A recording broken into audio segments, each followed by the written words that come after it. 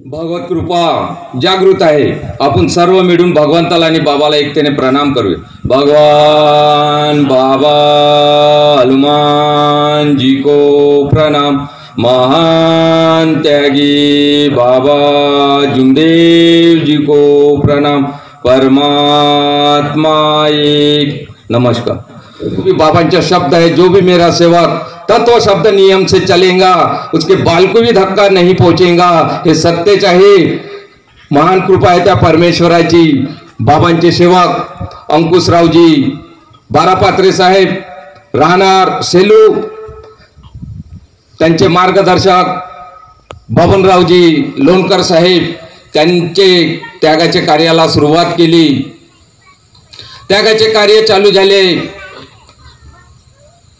20 दिवस झाले त्यांचे त्यागाचे कार्य सुरू होते। सुरू असताना त्यांची लहान मुलगी, त्यांच्या मुलीला कुत्रा डसला। घराचे लोक विचार करायला लागले का आता कसं करायचं। त्यागाचे कार्य चालू आहे। अंकुशराव बारापात्रे साहेब आणि त्यांची घरची पत्नी मार्गदर्शकाच्या घरी आले आणि मार्गदर्शक घरी नव्हते, काकू होत्या। काकूला सांगितलं कुत्र्यांनी डसलेलं आहे, आता काय करायचं। तिथूनच काकाजीला फोन लावला। काकाजींना सांगितलं का तुम्हाला जर कार्य बंद करायचे असेल तर तुम्ही दवाखाना करू शकता। जर तुमच्या मनात ठाम विचार आहे तर तुम्ही कार्य चालू ठेवू शकता। तुम्हाला तुमच्या मुलीचा धक्का भी लागू शकणार नाही। हे परमेश्वराची कृपा आहे, बाबाचा शब्द आहे। पर मुली ठाम होती आणि तो अंकुशराव बारापात्रे साहेब सुद्धा ठाम होते। त्यांनी सांगितलं मुलगी मेली तरी चालेल पर कार्याला बंद करणार नाही। त्या परमेश्वराच्या कृपेनेच पाय दुरुस्त होईल। ते मुलगी सुद्धा ठाम होती। त्यानं म्हटलं बाबा कार्याला बंद करू नका, त्यागाचे कार्य चालू राहू द्या। असं करता करता 21वा दिवस 22वा 40 दिवसापर्यंत त्याच्या पायाला कमीत कमी डबल पाय झाला। त्याला चालणं मुश्किल झालं होतं, चालू शकत नव्हती सुद्धा। कार्य चालू होते त्याचे। त्याचा पाय पूर्ण खराब झाल्यासारखा झाला होता। कार्याची समाप्ती झाली आणि मार्गदर्शकाकडे आले। मार्गदर्शकांनी प्रतिमा आणली, त्यांनी घरी ठेवली आणि चर्चा बैठकीला ज्यावेळेस सुरुवात झाली त्या मुलीला पाहिलं। ते मुलगी चालायला लागली, कारण की ते चालू भी शकत नव्हती आणि पाय ते एवढा खराब झालेला होता। पर त्या पाय पूर्णपणे थोडा त्याचे सुजन होती, कारण की परते तेल लावल्याने त्याचे दुरुस्त झाला पाय। पर डॉक्टरपाशी गेले नाही आणि इंजेक्शन सुद्धा घेतलं नाही। पण त्याची रक्षा आणि तेलाने त्याचा पाय दुरुस्त झाला आणि ते चर्चा बैठकीमध्ये चालायला लागली। बाबाची महान कृपा आहे, कारण की अनेक मध्ये जर आपण असतो तर आपण इंजेक्शन घ्यायला गेलो असतो। पर सेवक मनाचा पक्का होता तो सेवक, आणि मुलीला दवाखान्यात नेलं नाही। कुत्र्याने चावलं सुद्धा त्यांनी दवाखान्यात नेलं आणि कार्य पूर्ण केले आणि ती मुलगी त्यागाच्या चर्चा बैठकमध्ये चालायला लागली।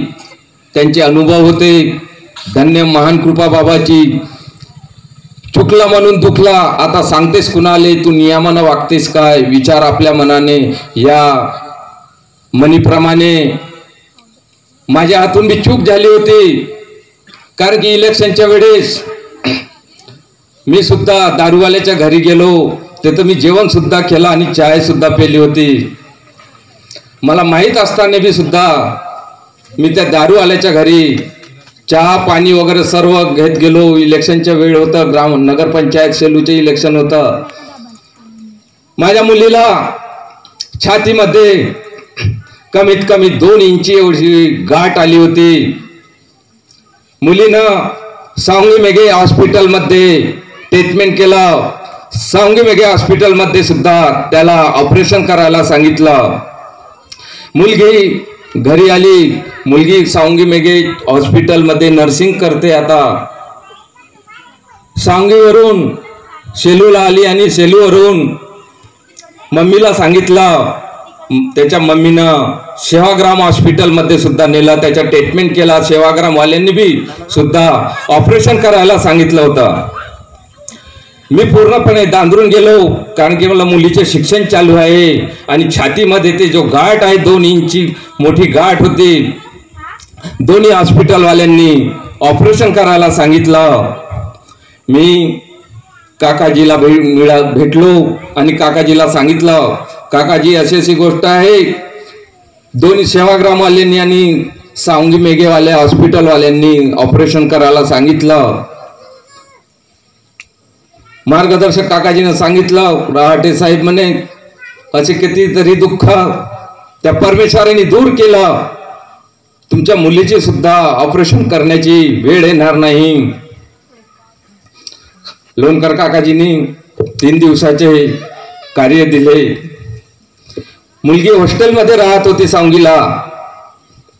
काकाजीला सांगितलं मुलगी हॉस्टेलमध्येच राहते, त्याला हॉस्टेलमधूनच विनंती करायला लावायची म्हणे, येथून फोन लावायचा सेलूवरून आणि त्याला सकाळची विनंती आणि सायंकाळची प्रार्थना सुद्धा हॉस्टेलमधूनच करायला लावायची म्हणे. आम्ही दुसऱ्या दिवशीपासून कार्याला सुरुवात केली.